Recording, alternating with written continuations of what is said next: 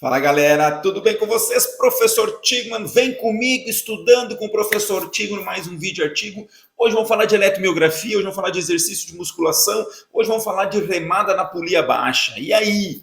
O que pega, o que não pega, onde é que puxa, onde é que não puxa, aonde é que a coisa faz acontecer? Vamos lá que eu trouxe um artigo fresquinho, um artigo que vem em homenagem aqui ao meu querido orientando, profissional de educação física, hoje, professor Luiz Gabriel, né? Me indicou o artigo, mandou para mim aqui no WhatsApp, eu digo, cara, só se for agora. E vamos lá então, artigo publicado em 2023, Grupo Brasileiro Vasconcelos e colaboradores, bacana.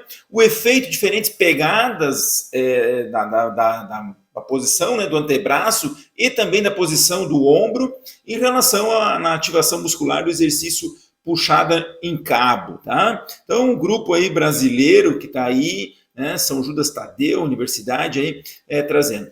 A base da introdução bem, nós temos um exercício amplamente utilizado e a gente quer saber onde é que tem mais ativação e onde não tem, né? Então, traz alguns estudos que fez parte das comparações, e aí ele traz o objetivo principal aqui, certo?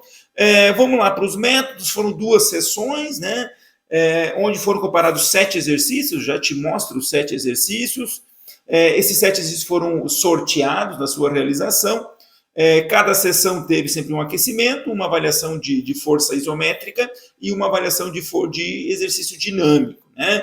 Utilizada a eletromiografia, colocada no trapézio superior e no trapézio médio, no grande dorsal superior e o grande dorsal inferior, e o deltoide posterior e o bíceps braquial. Então foram esses grupos musculares avaliados.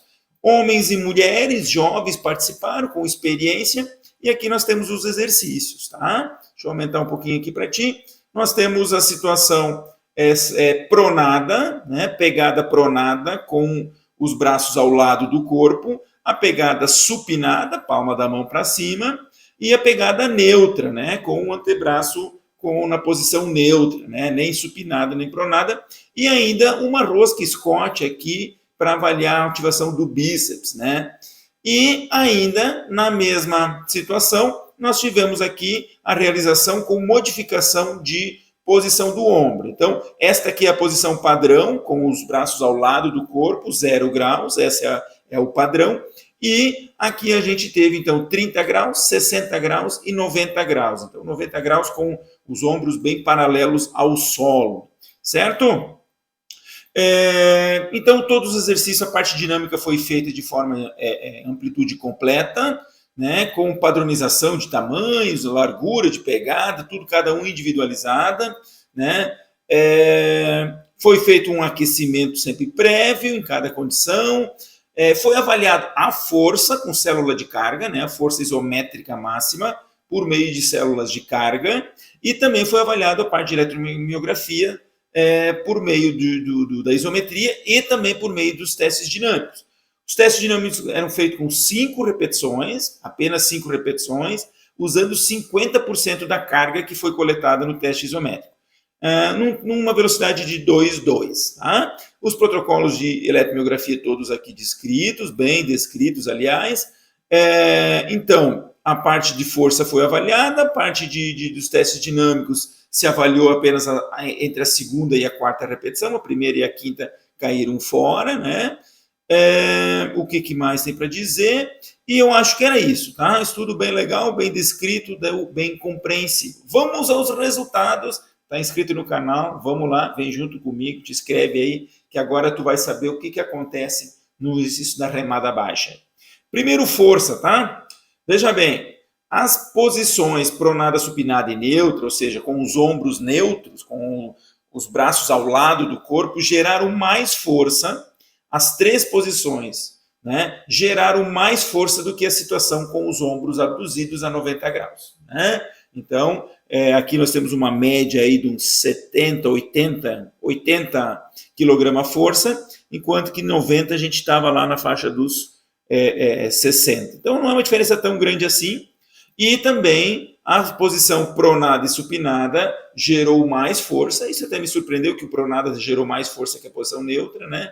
Gerou mais força do que o ângulo de 60 graus com o ombro um pouco abduzido, né? E O exercício de bíceps, né? Obviamente, a força foi somente dos flexores de cotovelo, então foi menor do que todas as outras condições, a produção de força.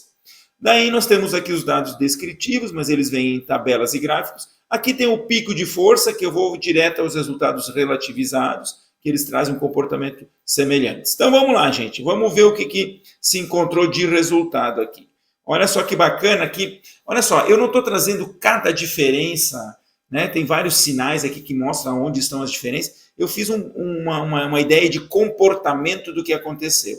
Então observa comigo aqui, tá? Quando nós temos a ativação do trapézio, tanto o trapézio superior como o trapézio, né, trapézio médio como o superior, que são os dois primeiros grupos aqui, nós temos atividade concêntrica e excêntrica, e aqui nós temos o percentual de ativação.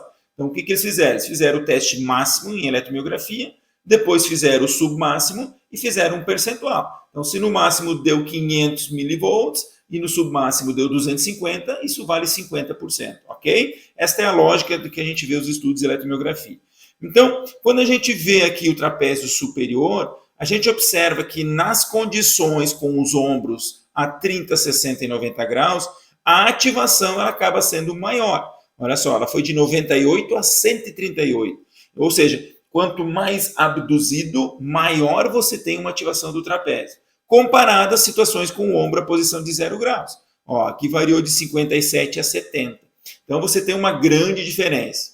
O trapézio médio acontece a mesma coisa. Aqui variou de 96 a 116 com os ombros abduzidos e com o ombro neutro a gente teve de 64 a 77.